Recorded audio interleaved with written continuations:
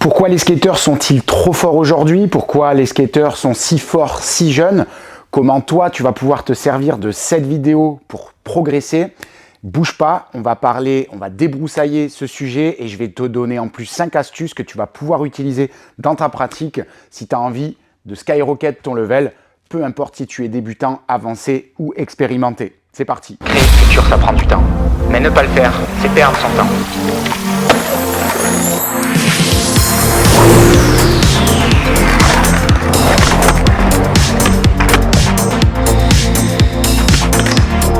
Il va falloir te battre pour l'avoir.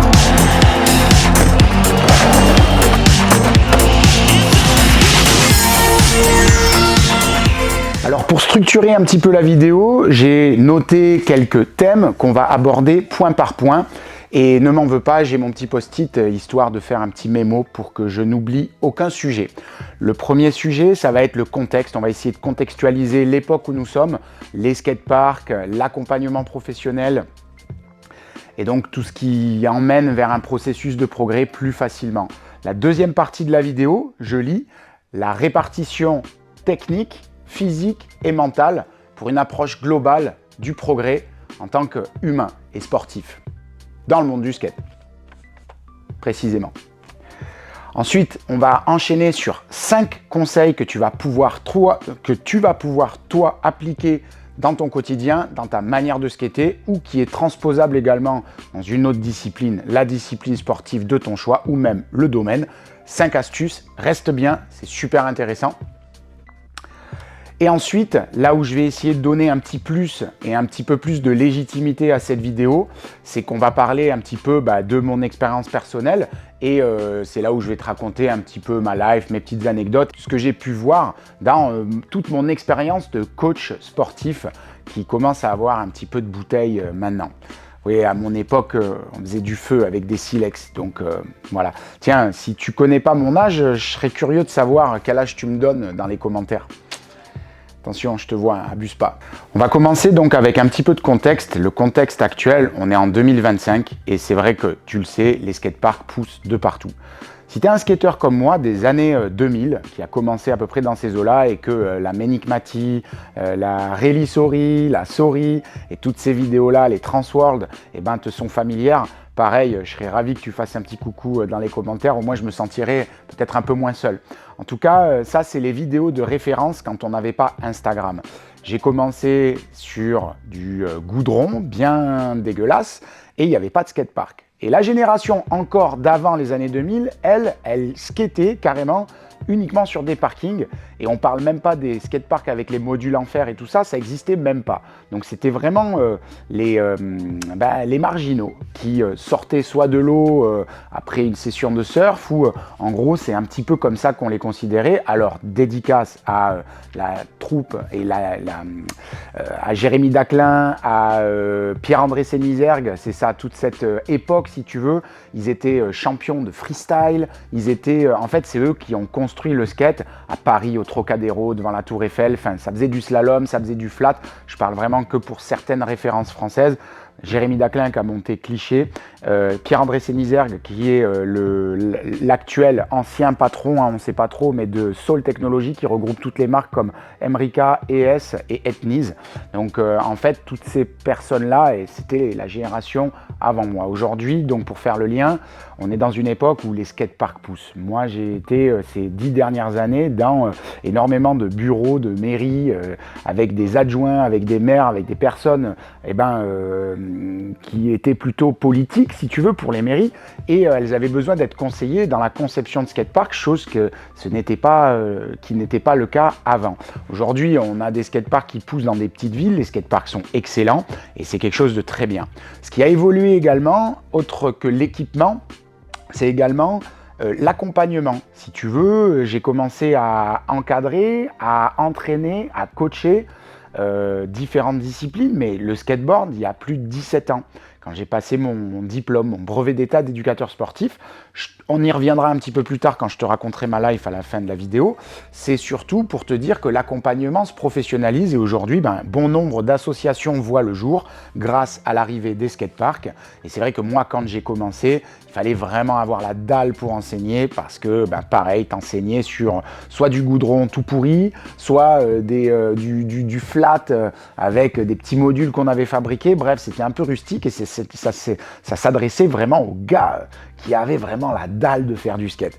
Donc effectivement, ça aussi, c'est quelque chose qui a évolué. L'enseignement arrive de plus en plus fort et c'est là aujourd'hui où j'essaie de donner un petit peu plus de valeur à ces vidéos pour te donner mon expérience maintenant d'une personne qui a vu passer beaucoup de skateurs et beaucoup de sportifs en général. On va continuer, donc c'est vrai que j'ai envie de te parler également de la référence. Tout ça, ce qui crée la référence, c'est que les références, ce que j'appelle la référence, c'est quelque chose qui est, si tu veux, ancré dans l'évolution d'une discipline. Je m'explique. La référence, c'est les choses que tu vois actuellement et qui ont évolué par rapport au passé. Avant, moi, ma référence, c'était Eric Coston, c'était Arto Sahari, ce qui était très fort, très bien, c'était les top levels. Mais aujourd'hui, des gamins de 4 ans sont quasiment meilleurs qu'eux. Tu vois, dans les vidéos sur Instagram, tu scrolles un petit peu et puis là, tu hallucines, tu vois des kids en couche-culotte et ils sont là en train de défoncer les pros qui étaient pros il y a encore 10 ans. Et c'est un réel fait et c'est pour ça que j'ai envie de t'exprimer tout ça dans la vidéo parce qu'il y a une vraie réflexion derrière tout ça et c'est ce que j'appelle la référence.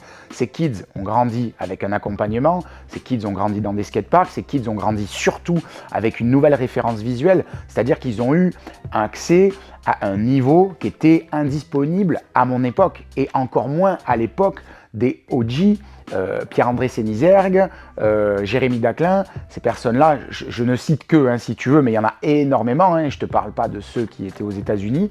Et donc, en fait, si tu veux, la référence se construit comme ça d'époque en époque. Et effectivement, tu peux être sûr que demain, tu vas pouvoir avoir un bébé qui fait carrément flip back nose blunt, un rail de 25 marches, par exemple. Tu vois, ce serait pas déconnant. J'exagère un petit peu, mais tu vois la marge de progression et donc c'est ça que j'explique par la référence visuelle, la référence d'accompagnement, de coaching et la référence de l'équipement. Les choses qu'on skatait, les skateparks qu'on skatait avant, ou les modules ou les choses ont évolué et elles permettent aujourd'hui une bien meilleure approche, une approche plus facile, une approche plus étape par étape, plus par palier, ce qui fait que tout est mis en œuvre pour progresser. Voilà, donc on vit dans une époque aujourd'hui qui est propice à la progression et il n'a jamais été aussi facile de commencer le skate aujourd'hui qu'avant. C'est un fait. Bienvenue ici. Si tu ne me connais pas, je m'appelle Max, je suis coach de skate professionnel. Depuis 17 ans, j'entraîne, j'accompagne, je coach, je conduis des skateurs, des sportifs également plus largement, mais mon domaine de spécialité et ma passion, c'est le skateboard. Et aujourd'hui, je te la transmets dans ce petit écran. On passe à la suite. Je vais te parler de la répartition, de la technique, du physique et du mental. Le mental, quelque chose qu'on connaît tous, mais dont on ne sait pas encore expliquer tout. Pour moi, la progression, ça part d'un aspect technique. Quand tu vas au skatepark, quand tu commences une activité, on va garder le skate, si tu veux bien, dans un coin de la tête, et on va garder en tête surtout que ce que je vais te dire là, dans cette vidéo, c'est applicable également à n'importe quel domaine de ta vie. Que tu commences une activité ou que tu aies un objectif bien plus évolué, si tu veux. Donc l'idée, c'est qu'il y a un processus, quand tu commences une activité, il y a un mouvement à faire. Ce mouvement, c'est monter sur un skate, monter sur un vélo, tenir une raquette, shooter dans un ballon. Ça, je parle juste de discipline sportive, mais quand tu montes une entreprise, c'est pareil, tu dois commencer par une étape. Quand tu veux arrêter, par exemple, perdre du poids, tu dois commencer par mettre moins d'aliments dans ta bouche. Enfin bref, on revient au sport. Et donc, cette technique-là, il y a des techniques optimales. Et mine de rien, avant toute chose, il faut partir de là où on est. Et effectivement, si tu es débutant, t'es pas encore complètement, t'as pas les réflexes qu'il faut. Et donc, c'est là où commencer avec une technique, c'est super important. Mettre son pied de cette manière-là pour le skate, tenir la raquette de cette manière-là pour le tennis, shooter dans un ballon avec un petit peu d'élan et le pied vers l'intérieur, tu vois, c'est des techniques optimales. Tu peux utiliser n'importe quelle technique qui te plaît, mais on le sait en fait, cette technique-là est très importante pour commencer, parce que si tu tiens ta raquette à l'envers, certes, tu vas pouvoir la tenir, tu vas pouvoir taper dedans. Je te prends par exemple l'exemple au tennis ou au ping-pong, sauf qu'en fait, le mouvement n'est pas optimal, tu le sais, tu vois. Par contre, si tu tiens ta raquette en coup droit, tu vas pouvoir déployer plus de force, ton mouvement va devenir plus efficace et effectivement, c'est là où tu vas pouvoir commencer vraiment à jouer. Donc ça, c'est la technique. Cette technique-là, ensuite, on l'améliore avec le temps de pratique, le nombre d'essais, le temps qu'il faut. Si tu es persévérant dans le temps, forcément, tu t'améliores. Je connais personne, même les moins doués, tels que moi, qui n'ont jamais progressé à partir du moment où tu accumulais, où tu pratiquais tout simplement. Attention, c'est pas pratiquer juste 1 heure de temps en temps, même si c'est mieux que rien. Même là, si tu tiens sur plusieurs années, tu vas quand même maintenir et réussir à te faire plaisir. Mais là, puisqu'on parle de progrès, le but du jeu, c'est que de maximiser ses compétences et du coup, ces choses-là qui permettent de progresser plus facilement ou plus rapidement pour certains.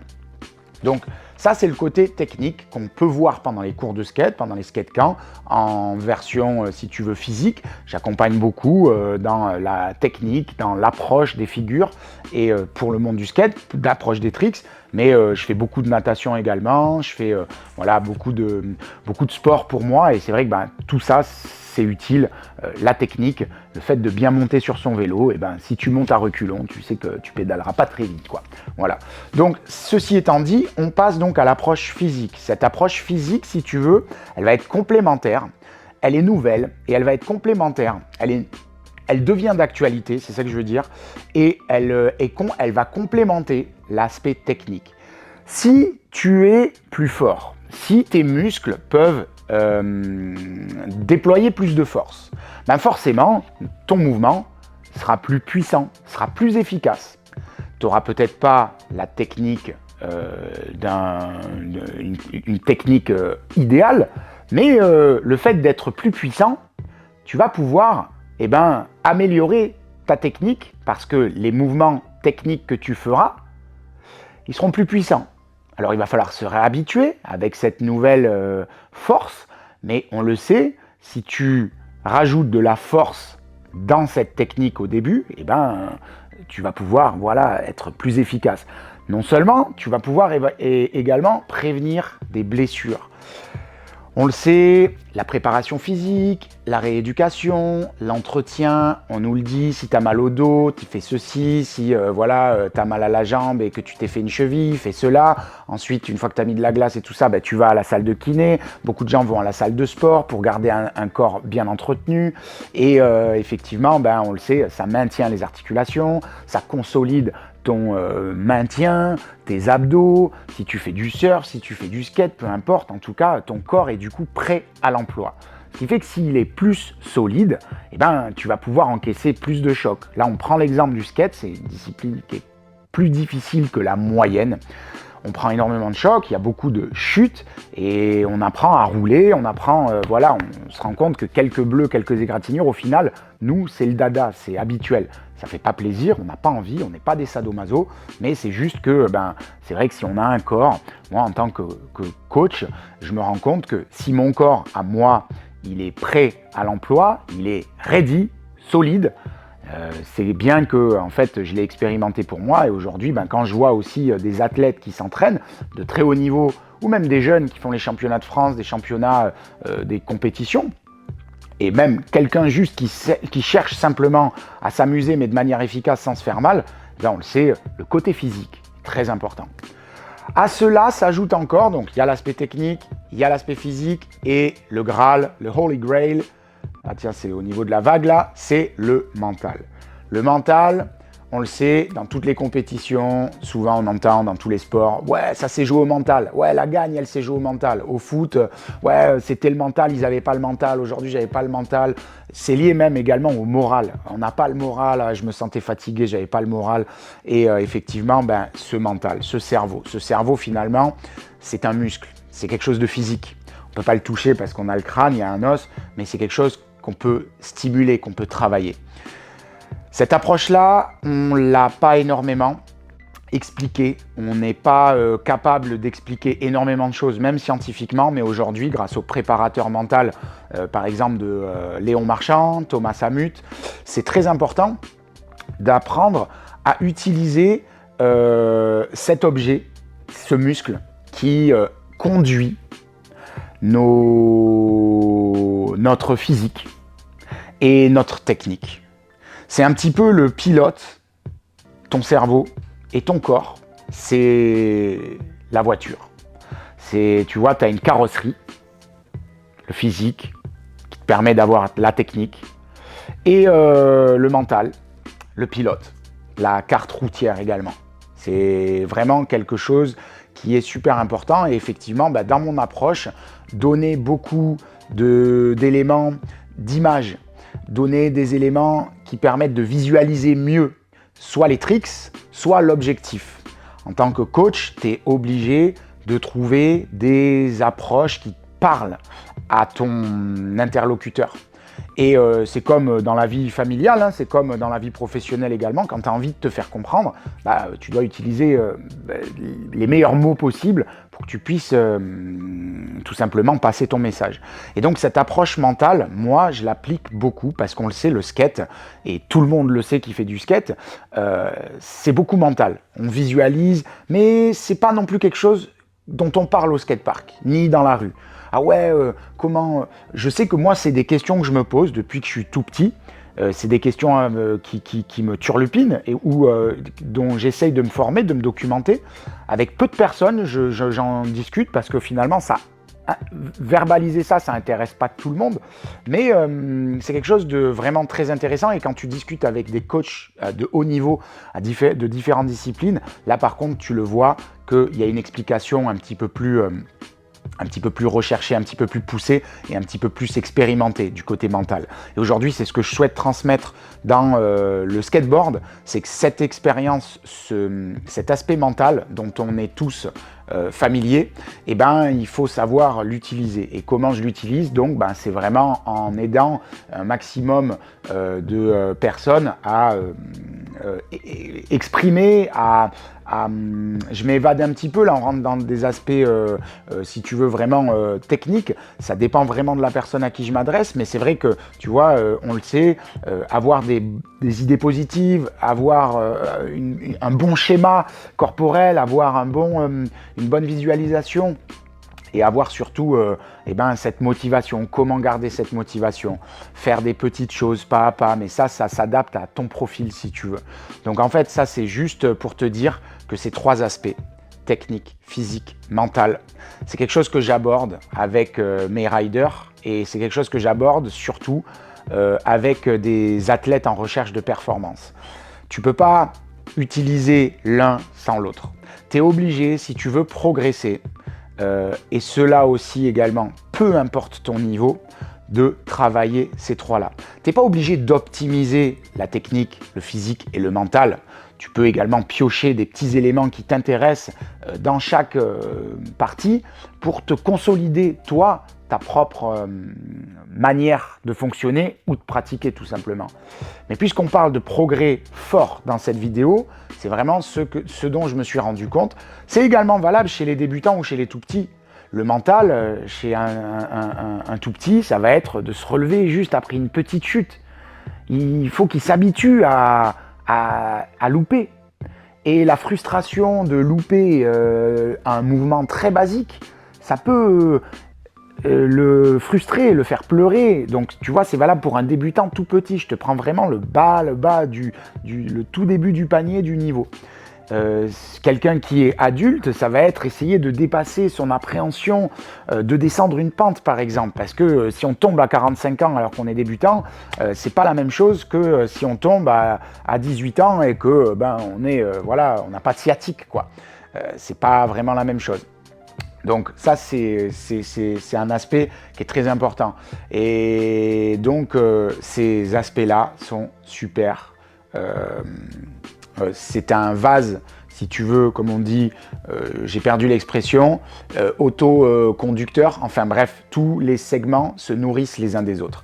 Si tu as un bon pilote, tu vas pouvoir être motivé à travailler ton physique, qui te permettra d'avoir une meilleure technique.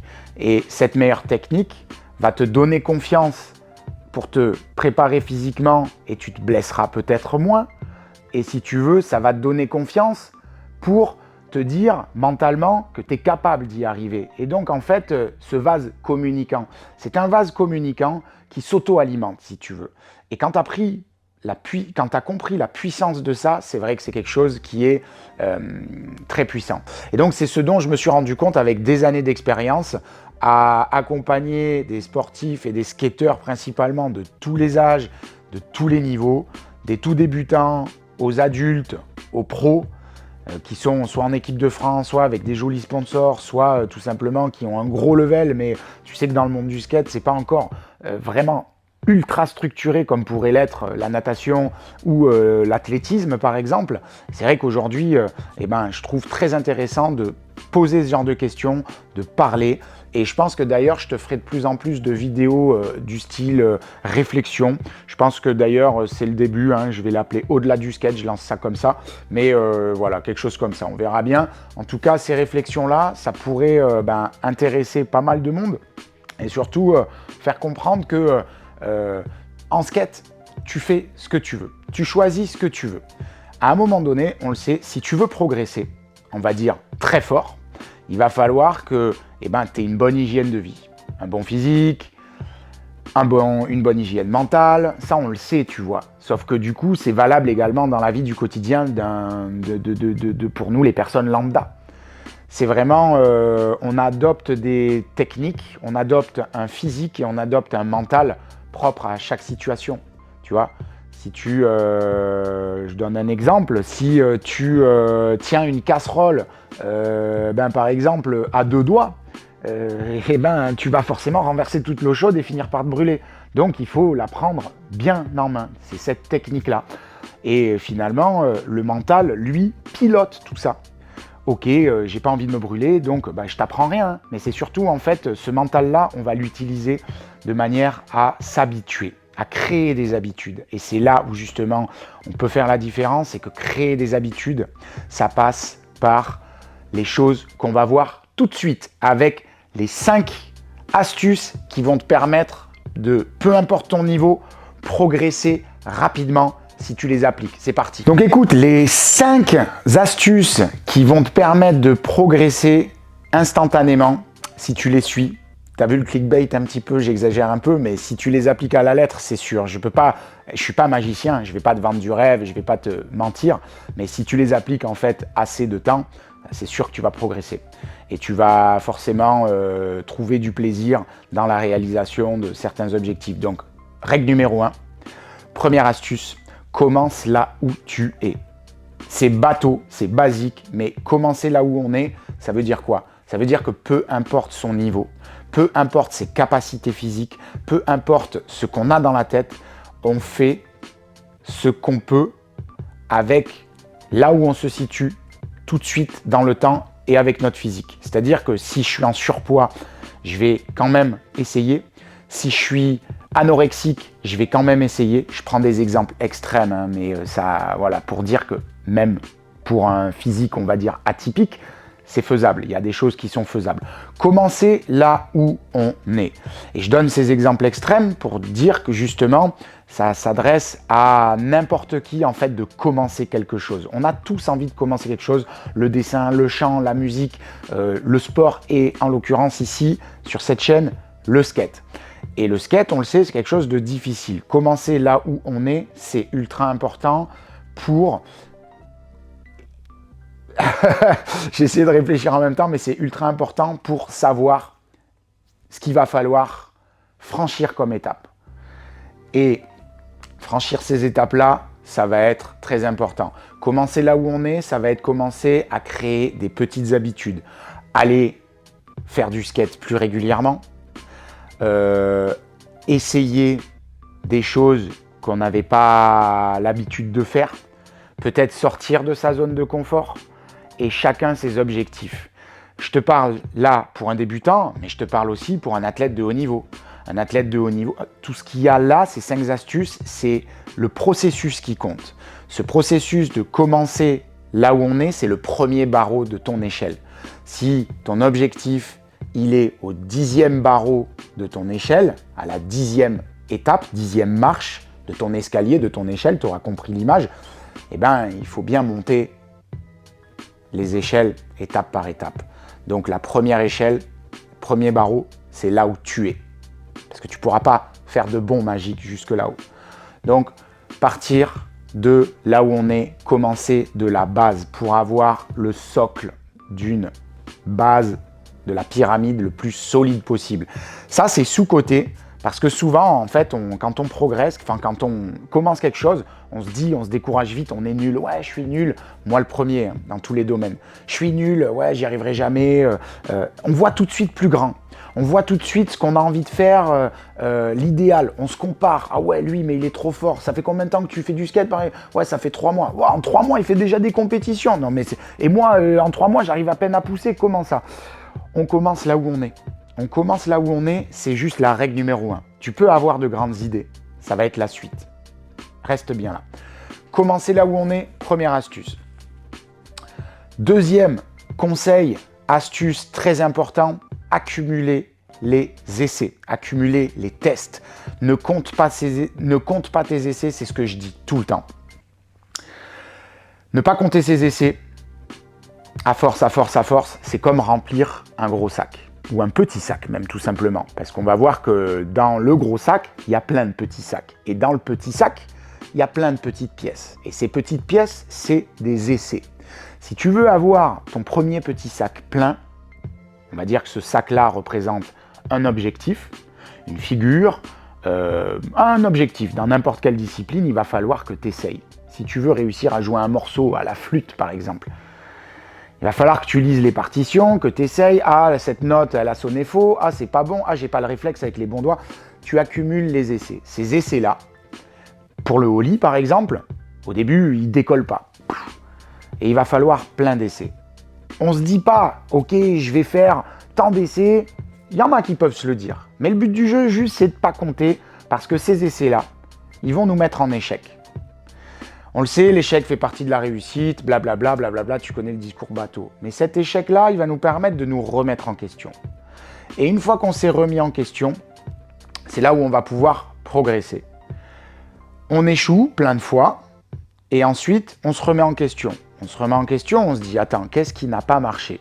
Parce que si je fais tout le temps les mêmes essais, tout le temps la même chose, en fait, j'aurai toujours les mêmes résultats.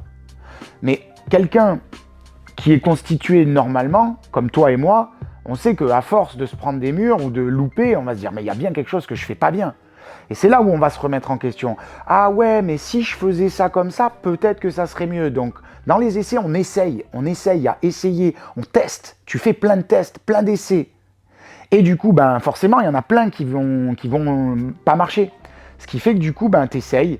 Et une fois que tu t'es assez cassé les dents, pas littéralement au sens du terme, même si le skate, je te conseille de porter les protèques, comme on a vu dans la vidéo, dans une vidéo récente que j'ai proposée sur la chaîne.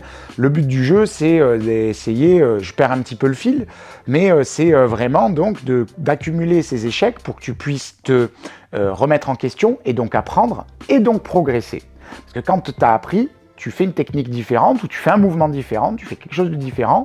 Et là, au bout d'assez d'essais encore, pas le groupe de musique, assez d'essais, t'as capté, on rigole bien, hein, mais au bout de assez de temps, assez de tests, et là, du coup, tu vas te rendre compte que cette technique-là est sûrement meilleure que la technique que tu utilisais au début. C'est pour ça que commencer de la base et ensuite accumuler les essais, il ne faut pas compter ses essais ni compter le temps.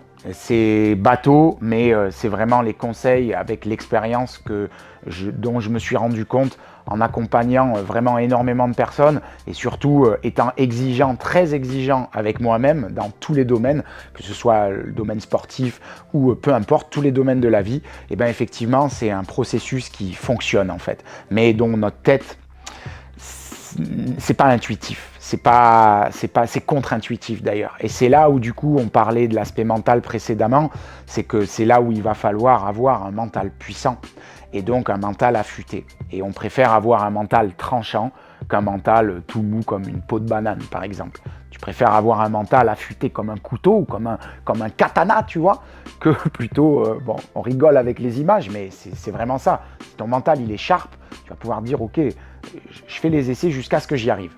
Alors il faut être un petit peu geek, effectivement, il faut essayer de, tout simplement, c'est pas donné à tout le monde, mais si tu es sur cette chaîne, c'est que ça t'intéresse et que tu es au bon endroit, parce que c'est là qu'on va rentrer dans le vif du sujet.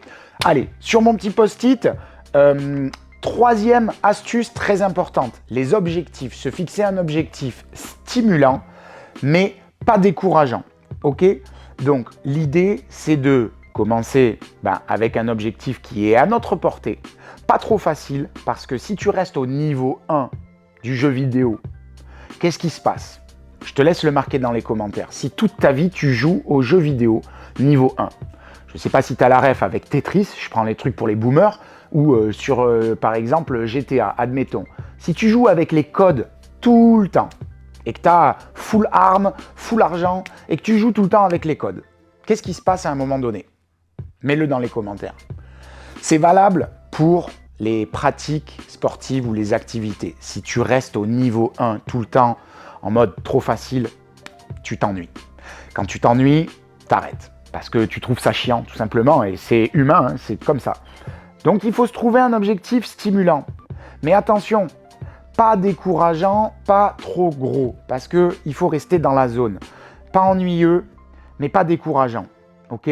Il faut être stimulé de manière à vouloir avoir cette motivation d'accomplir cet objectif, mais pas trop haut, trop proche, trop rapidement, parce que sinon, on ne va pas le réaliser, c'est pas réaliste. Ni toi ni moi, nous sommes des magiciens, et tu le sais que devenir millionnaire dans 2 heures, c'est pas possible.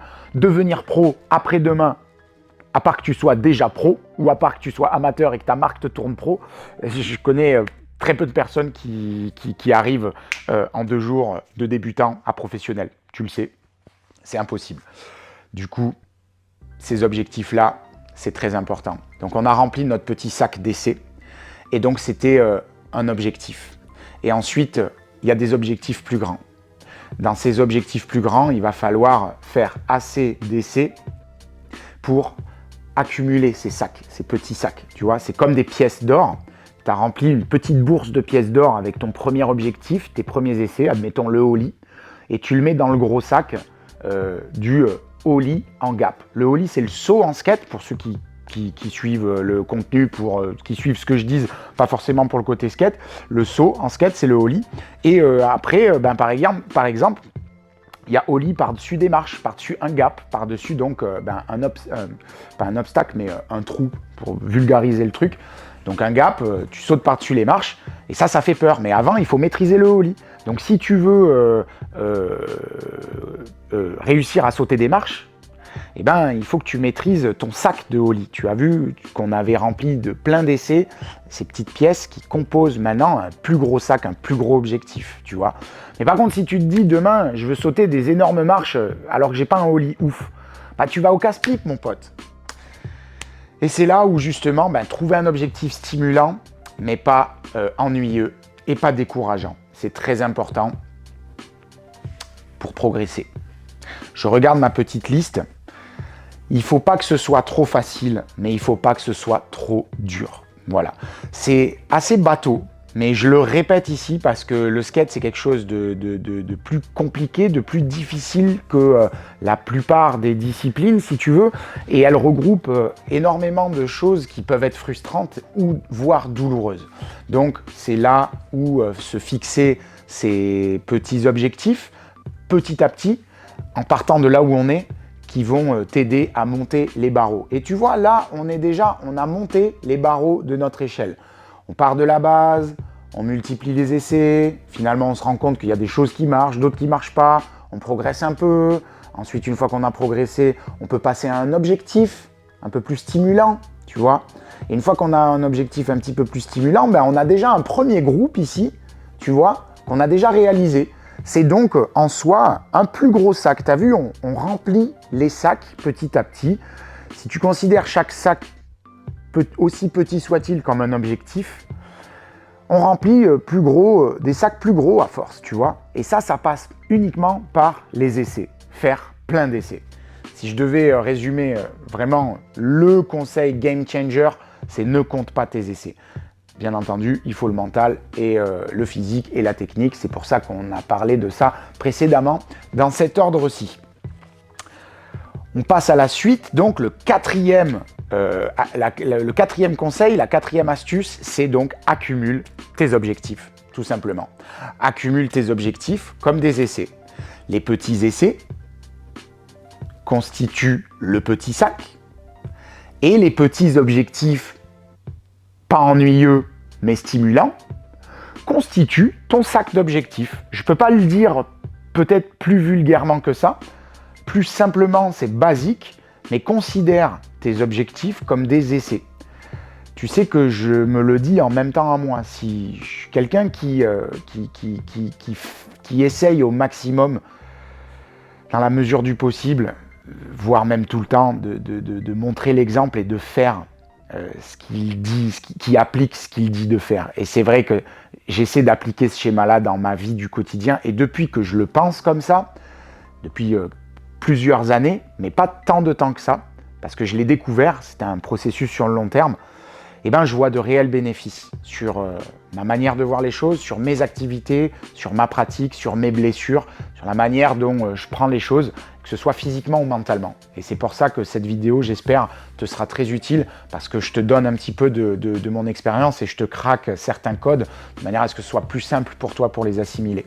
Donc du coup, accumule les objectifs, je ne vais pas te dire plus que ça, tu remplis tes sacs petit à petit. Bon, c'est peut-être un petit peu plus lumineux maintenant, mais tu vois, vu que je fais le tournage et que la nuit commence à tomber, voilà, c'est le même jour, la même vidéo, mais le décor change un petit peu.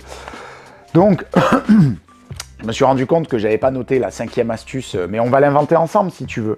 Donc on a monté les barreaux, tu vois. Admettons, on a un premier groupe, et donc en fait, finalement, cinquième astuce, répéter cette boucle. Tu vois, en fait, c'est répéter cette boucle sans arrêt. Ne pas se comparer, le faire. Pour soi, le faire. C'est facile à dire, mais je vis le processus en même temps que toi. Je le vis et en fait, c'est un processus qu'il faut se répéter sans arrêt. C'est là où le mental est très important. Ce processus-là, il n'est pas magique. Personne ne le fera à ta place. C'est un processus sans arrêt de répétition et au quotidien. On dit aux enfants, tu le sais, si tu as des enfants, si tu es grand et que tu côtoies ou que tu enseignes, on dit aux enfants, moi on m'a appris quand je passais mes diplômes, et ça passe par beaucoup de répétitions. Mais les adultes aussi, c'est beaucoup de répétitions. Les pros, c'est beaucoup de répétitions. Et donc en fait, que ce soit des toutes petites étapes ou des plus grandes étapes, ça passe par un système de répétition non-stop.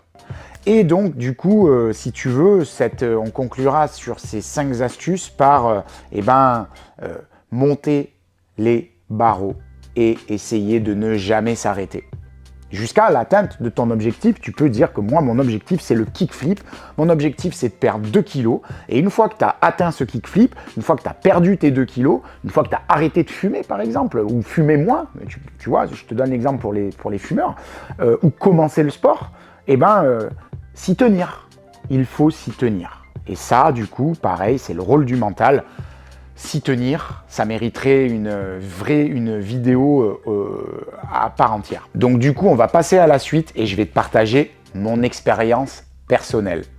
C'est parti. Donc en début de vidéo, là où je te disais que je pouvais apporter peut-être un petit plus comparé à certaines des vidéos que tu peux voir, c'est que j'ai appris énormément de choses très scolairement. J'ai passé pas mal de diplômes et j'ai aussi accumulé pas mal d'expériences.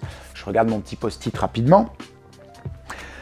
J'ai pratiqué, je suis obligé de structurer les choses parce que sinon, moi, je suis un tempérament qui part dans tous les sens. Donc, merci mon petit post-it. Tout ça pour te dire que d'où ça part, je suis quelqu'un qui aime être dehors, je suis quelqu'un qui a fait beaucoup de sport étant petit. Et j'ai découvert le skate très tard. Et j'ai fait les championnats de France en natation. J'étais pas bon, hein. Moi j'y allais pour manger des bonbons et jouer avec les copains en vrai. J'ai toujours aimé le fun, j'ai toujours aimé, tu vois, sauter, faire des saltos, faire des trucs, mais nager en soi, alors je sais même pas comment j'ai pu me retrouver en championnat de France. C'est peut-être justement d'en avoir fait 15 ans pratiquement, tu vois. Et aujourd'hui j'y reviens, mais j'ai arrêté un bon nombre d'années. Ça méritera tu peux regarder, jeter un coup d'œil à mes vidéos si tu veux un peu plus personnel sur comment mes séances de natation aujourd'hui se composent dans un but de rééducation, d'athlétisation et de renforcement musculaire, d'entretien physique. C'est très intéressant. Je t'en ferai plus d'ailleurs dorénavant. Mais du coup, voilà, j'étais dans ce circuit de sport traditionnel. J'ai fait tous les clubs de sport. Hein. J'ai fait beaucoup de basket, ça m'a pas plu. J'ai fait, tu vois, énormément de choses. Et c'est les goûts et les couleurs, eh ben, c'est des choix personnels, c'est des préférences.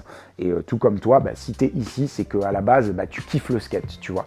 J'essaie de faire des petits parallèles avec d'autres disciplines de manière à te montrer que finalement, l'approche est plus ou moins, il y a des choses qui sont connectées. Les standards, on les refait pas. Il y a des bases, qui sont universelles, si tu veux, et propres à chaque discipline, qui sont communes à chaque domaine, et que ce soit sportif même ou dans la vie du quotidien. Donc du coup, c'est vrai que toutes ces disciplines que j'ai pratiquées, le rugby, alors j'ai pas fait de foot en club, mais du baseball, de la capoeira, beaucoup de natation. Et donc en fait, ça m'a consolidé, si tu veux, un bagage sportif.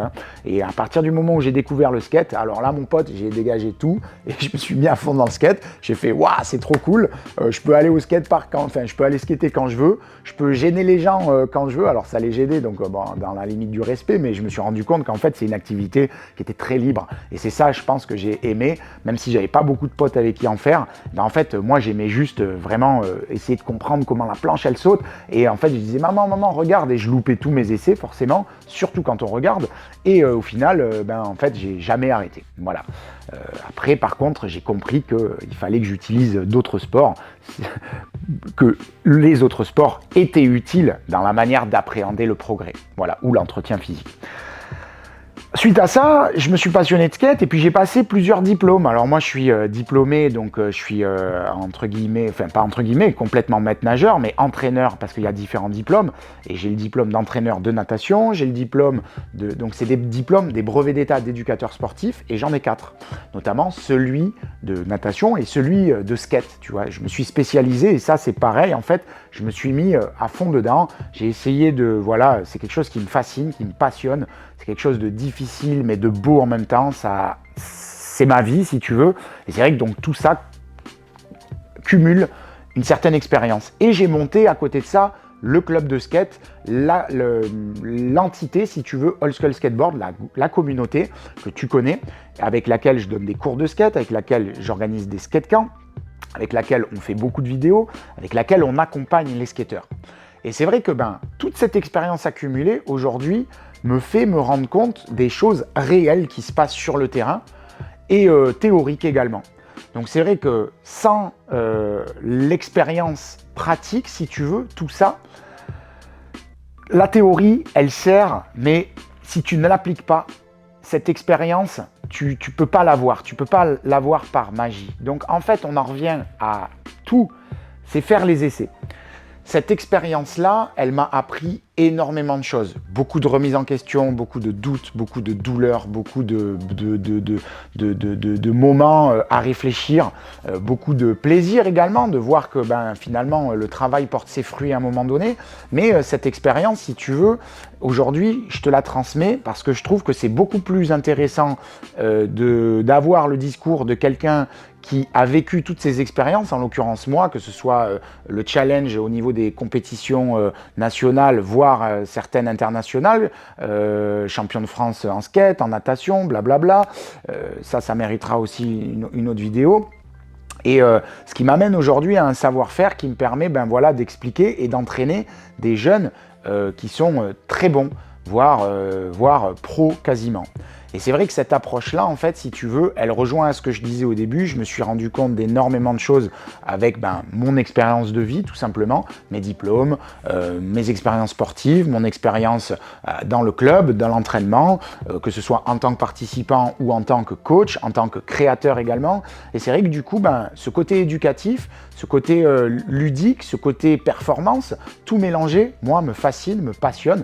Et aujourd'hui, à travers ces vidéos-là et à travers mon enseignement, c'est ce que je souhaite donner un maximum.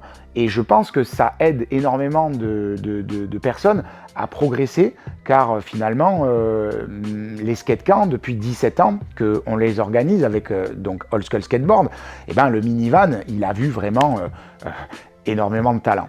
Donc, c'est bien que cette approche complète, si tu veux, marche un petit peu à petite échelle, si tu es débutant que tu commences, ou à plus grande échelle, si tu veux préparer une compétition internationale ou une compétition régionale. En tout cas, ce processus est le même. Moi, nous, on l'adapte juste à toi pour que tu puisses justement être conscient des éléments que tu vas devoir, les choses que tu vas devoir faire, ou des éléments que tu vas devoir mettre en place, ou au contraire des éléments que tu vas devoir mettre à la poubelle parce que c'est pas les bons schémas psychologiques ou c'est pas les bonnes techniques physiques, si tu veux. Pourquoi les jeunes donc sont-ils si forts et pourquoi en fait le niveau fait que progresser? Donc on l'a vu, c'est la référence, c'est la technique, le physique, les skateparks, c'est l'accompagnement. Donc toute cette boule, ces choses accumulées font que la personne progresse de plus en plus et de plus en plus jeune. Parce que tout simplement, c'est dans l'ordre naturel des choses.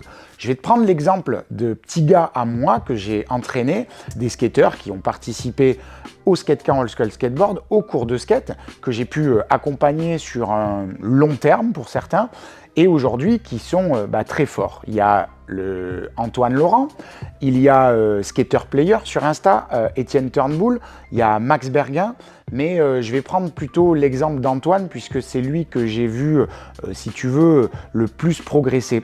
Et dans cette vidéo, si tu veux, tu vas voir que en fait, d'un petit gamin qui connaissait pas le nom des tricks, mais qui avait un don naturel pour des aptitudes en fait naturelles, pour le sport, si tu veux, à progresser en étant sur des skateparks, accompagné.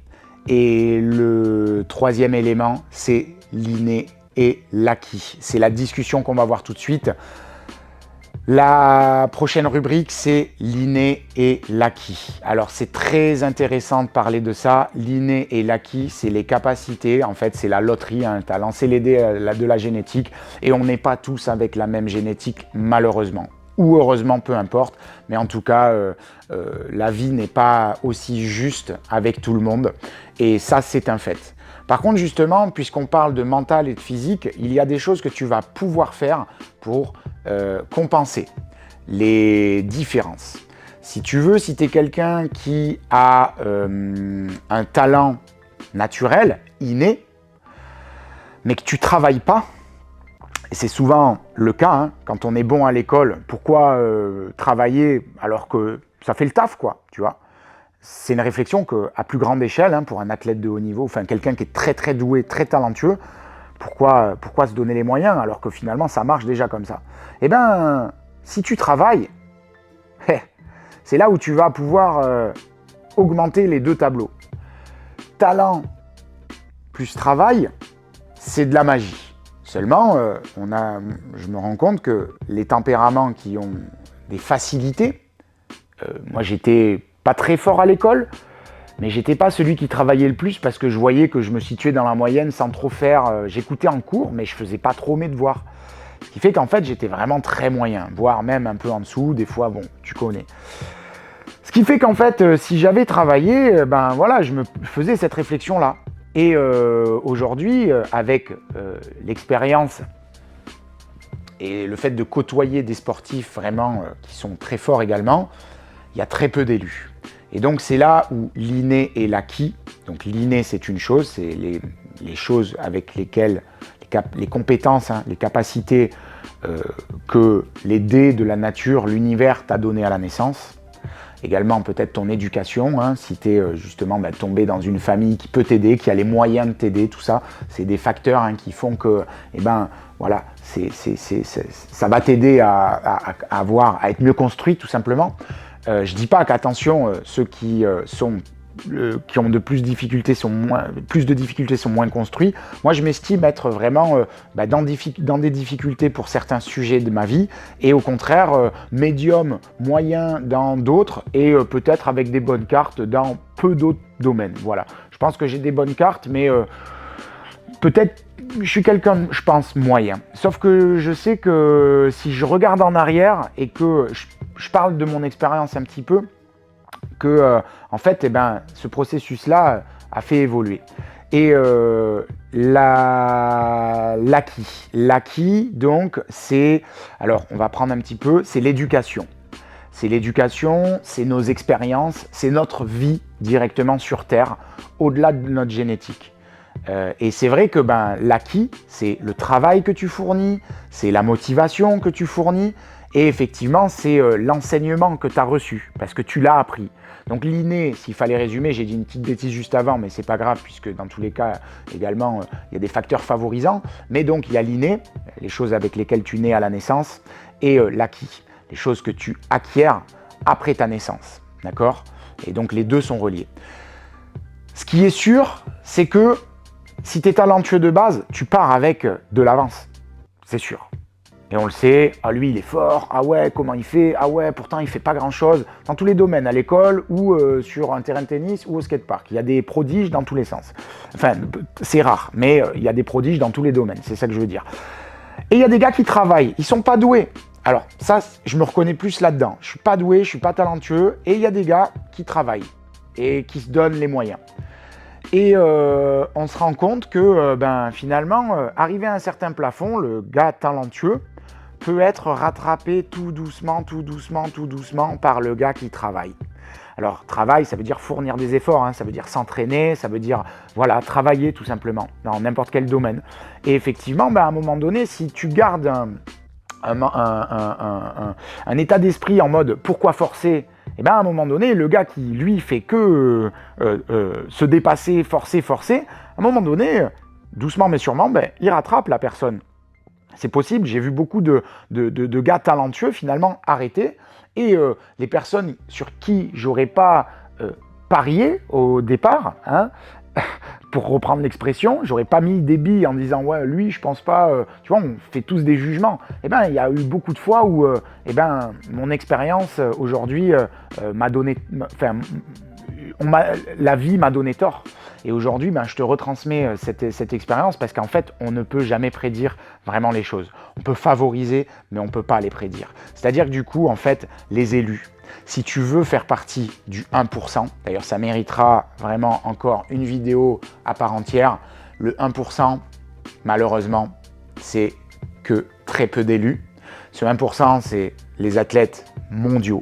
Usain Bolt, Michael Phelps, LeBron James, des gars qui ont des compétences un peu hors normes, physiques ou tu vois, mentales, ou des compétences, peu importe, hein, ça peut tout être, un peu au-delà de la moyenne, tu vois, un peu plus grand, Michael Phelps, des pieds un petit peu plus larges, une capacité, Léon Marchand, une capacité respiratoire hors du commun, il synthétise peut-être les globules rouges, l'oxygène mieux que peut-être nous, simples mortels que nous sommes, tout simplement. Tu vois, on va pas faire le cas Léon Marchand, mais en gros, ils ont des aptitudes, si tu veux, hors normes. Mais ces gars-là travaillent.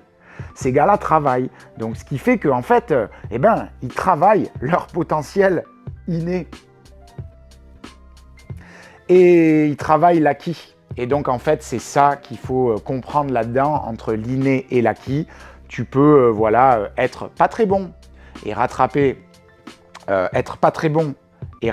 la personne avec un talent doué naturellement par beaucoup d'efforts. Ça te demandera plus d'efforts. C'est normal, mais c'est faisable.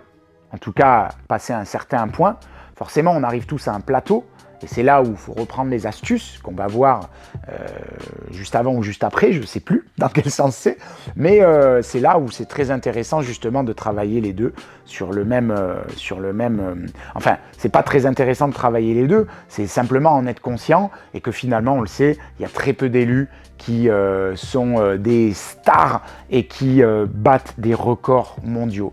Nyjah Huston, c'est pareil, pour prendre l'exemple du skater qui est le plus infamous de tout le game, mais effectivement, on ne peut pas lui reprocher que en fait, il tire le skate, entre guillemets, vers le dépassement, parce que ce gars-là se dépasse. On peut dire ce qu'on veut sur son style, sur sa façon de s'habiller, sur son lifestyle. Ce gars-là est très fort en skate. Et ce gars-là est plus fort que énormément de skateurs. Et après, ça se jouera sur des détails. Et là, on ne va pas rentrer dans le vif du sujet. Donc voilà, c'était l'inné et l'acquis. On passe à la rubrique suivante. Le but du jeu, c'est que, à travers cette vidéo, tu apprennes un maximum de choses et de passer de l'autre côté du miroir, si tu veux, et d'adopter une réflexion peut-être un petit peu plus ouverte, un petit peu plus globale, des choses qui vont te permettre, toi, de progresser et qui vont te permettre justement d'atteindre tes objectifs, qu'ils soient modestes ou ambitieux. Et je regarde sur mon petit post-it. Je crois que c'est tout, hein. Donc si tu as kiffé la vibe de cette vidéo, que tu as appris des choses ou simplement que tu as envie de faire coucou, je te laisse mettre un petit truc dans les commentaires, un petit commentaire. D'ailleurs, tu peux lâcher full power si tu veux, si tu es encore ici à la fin de cette vidéo, lâche dans les commentaires full power. Je te laisse t'abonner à la chaîne si tu n'es pas abonné, cliquer sur la cloche, mettre un pouce bleu, enfin tu connais quoi, voilà. Donc écoute, je te donne rendez-vous, tiens, je pense que si tu as kiffé cette vidéo-là ou celle-ci peuvent te plaire, enfin l'une ou l'autre, je sais pas. Et écoute, on se donne rendez-vous pour un prochain épisode. Hasta luego!